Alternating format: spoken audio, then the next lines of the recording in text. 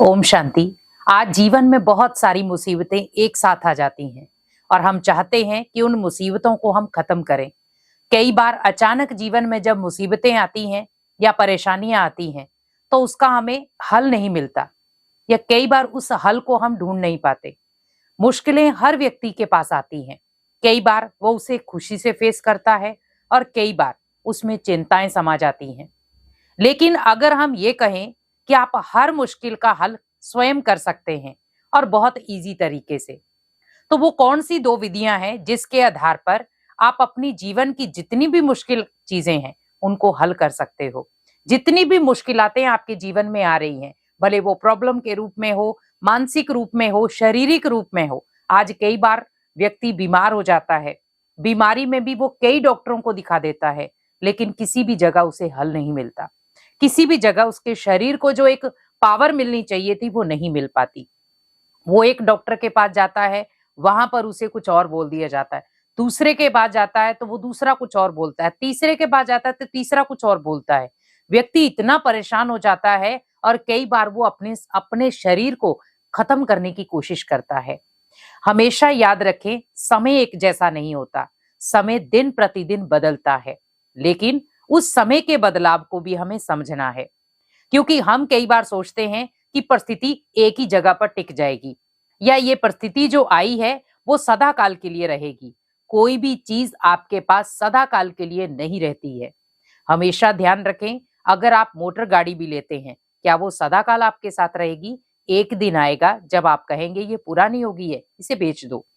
तो वैसे ही शरीर है। शरीर के अंदर भी बहुत सारी ऐसी चीजें आ जाती हैं जो कई बार हमने सोचा भी नहीं होता। आज आप देख रहे हैं मनुष्य आत्माएं ऐसी ऐसी ऐसी बीमारियों के वश हो रही हैं, जहां पर उन्हें यह भी पता नहीं चल रहा है कि ये बीमारी आई कहां से। मैंने तो अपने शरीर को पूरे तरीके से फिट रखा था, मैंने अपने शरीर को पूरी तरीके से स्ट्रांग करके रखा था, फिर ये बीमारी कैसे आई?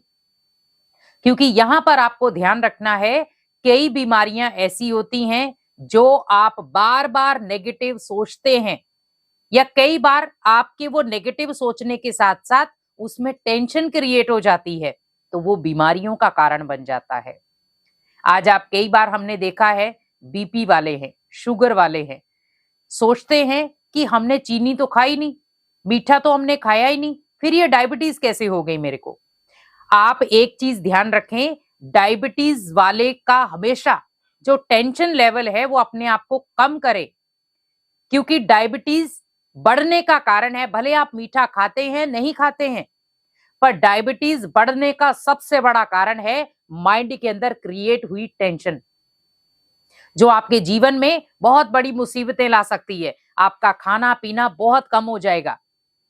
तो वहां पर अपनी टेंशनों को कम कर दो तो भोजन आपका नॉर्मल हो जाएगा। लेकिन अगर आप टेंशनों को ऊपर रखोगे तो आप चीजें नहीं खा सकते ढंग से। आज वो चीज खाना चाहता है लेकिन खा नहीं सकता।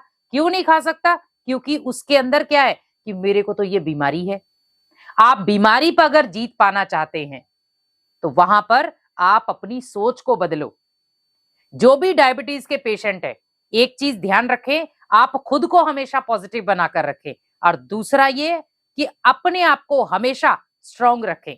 किसी भी प्रकार का तनाव लेने की जरूरत नहीं है, क्योंकि जहां जहां तनाव होगा वहां आपका जो शुगर लेवल है वो बढ़ जाएगा।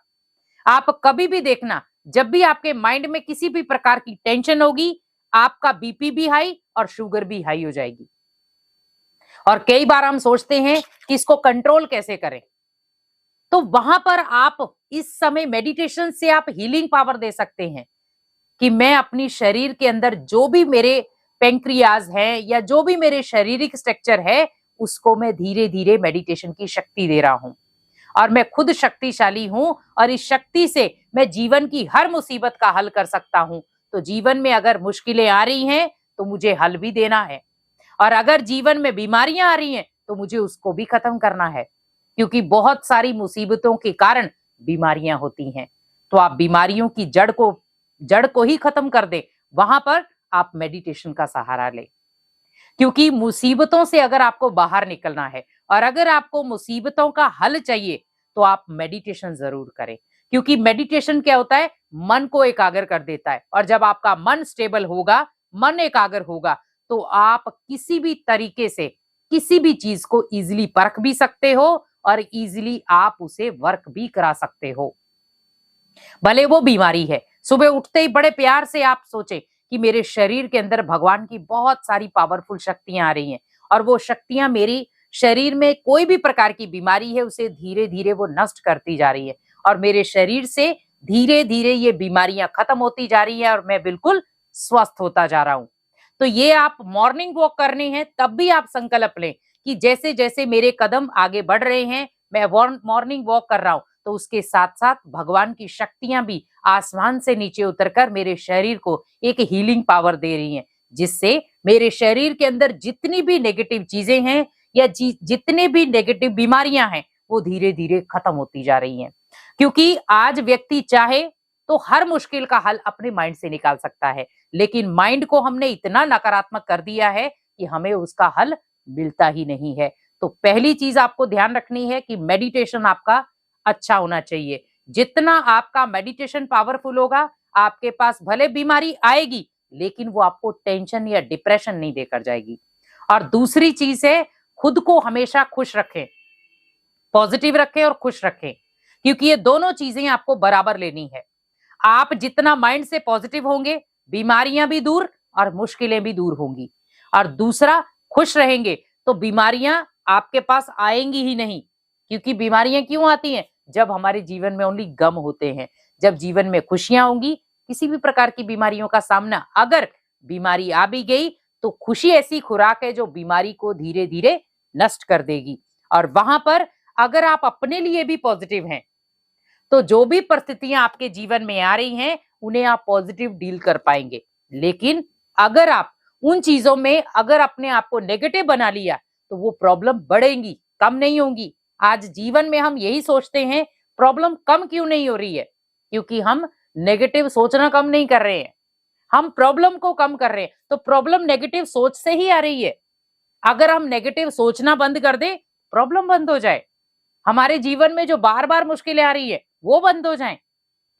लेकिन हम क्या चाहते हैं कि हम नेगेटिव सोचना बंद ना करें लेकिन प्रॉब्लम बंद कर दें।